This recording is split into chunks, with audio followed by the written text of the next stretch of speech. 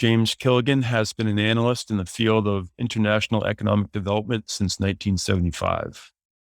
From 1978 to 1984, he was a researcher and press secretary for the Independent Commission on International Development Issues, chaired by West German Chancellor Willy Brandt.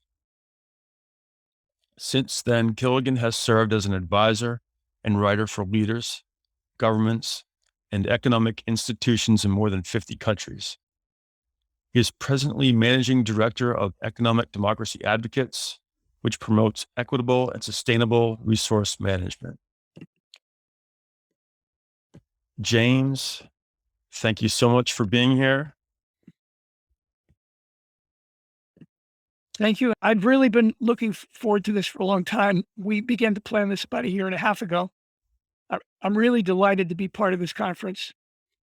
This presentation was prepared by the research team of Economic Democracy Advocates with assistance from Systems Change Alliance and Prout Research Institute of Portugal. For this study, we intended to focus on the Beiras e Serra da Estrela region, where the University of Beira Interior is located in Clavia. But there were two complications. For one, we weren't able to measure the subregion directly in terms of water because the Beiras e Serra da Estrela subregion is part of 3 different watersheds in Portugal. And second, the EU political subregion of Beiras e Serra da Estrela, like the other political subregions outlined in black, do not cohere with the watersheds of Portugal, which are outlined in blue. Of course, you find this situation everywhere in the world.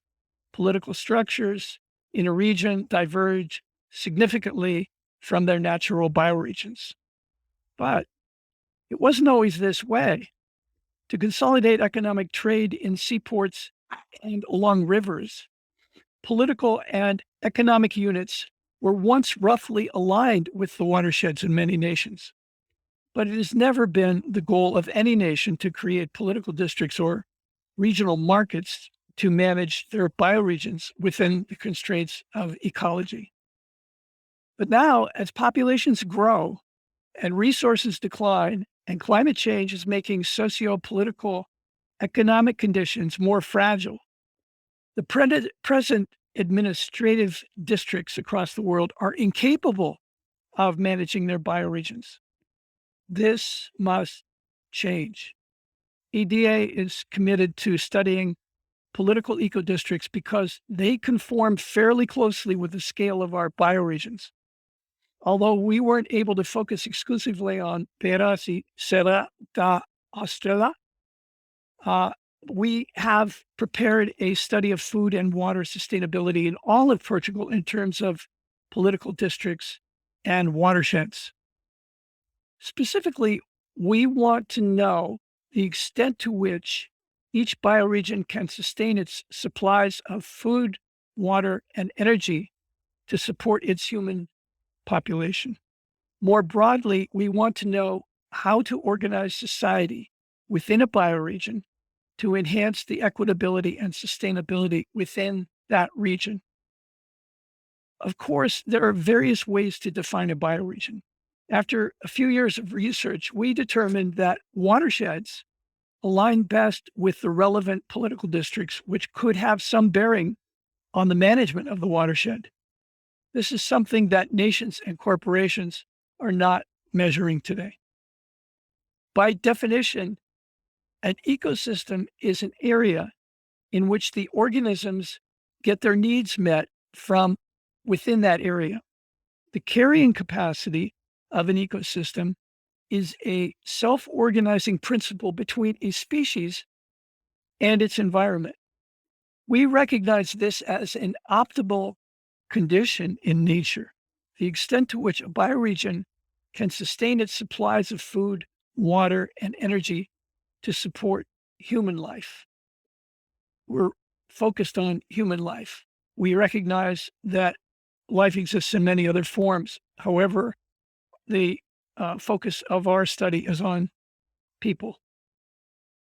We start this study by looking at data in the 25 territorial districts or subregions of Portugal.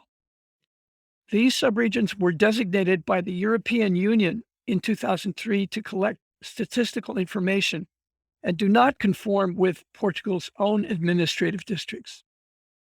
Now, let's begin computing the carrying capacity of these 25 subregions.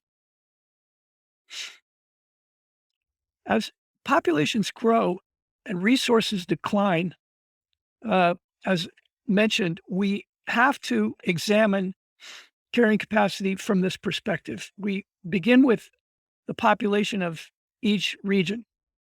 And there's no surprise here.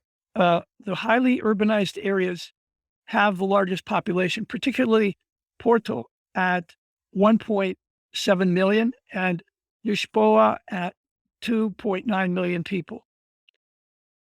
And next, we consider the population density of each subregion. As you can see, the northern and central regions in blue have more population per area, which also means that they have less arable land for growing agriculture. And here we can see that the southern and eastern subregions of Portugal, in green, have more arable land available for agriculture. This does not necessarily mean that these regions are more fertile. It simply means that the land area is larger in these regions than in the other regions. Thus, there is more arable land available for agriculture.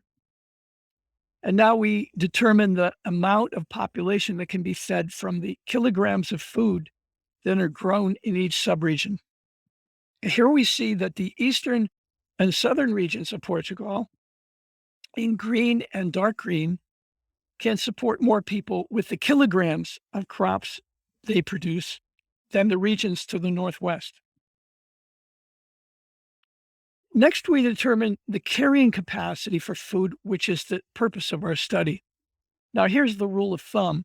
Subregions with percentages from 0 to 100 are within their carrying capacity, but those over 100% are beyond their carrying capacity. So on this map, the highly populated coastal areas in the northwest are well over the percentage of carrying capacity for feeding their populations with the food they produce. For example, the Porto subregion in yellow on the map is 6 times greater than its carrying capacity to feed its people with the kilograms of food it produces. And the Lisboa region, portrayed in light green in the southwest, is more than 3 times greater than its carrying capacity to supply people with the kilograms of food it produces. And by contrast, the low percentages of carrying capacity in the subregions of eastern Portugal, portrayed in green and dark green, can easily support their populations with the kilograms of food they produce. Now, kilograms is a measure of the weight of food. What about kilocalories, the energy within food? We can see from this map that the eastern and southern subregions in Portugal, in orange and red, produce much higher amounts of kilocalories to meet the needs of their populations than the population along the northwestern coast. In the subregions of Alentejo in the south, shown in red and dark, shown in red and dark red, a much greater amount of people is being fed with locally grown kilocalories of food than in the subregions in the northwestern coast and interior of Portugal. As you might expect, the subregions in eastern Portugal are far under their percentage of carrying capacity in the kilocalories of food they need to support their populations through their own food production.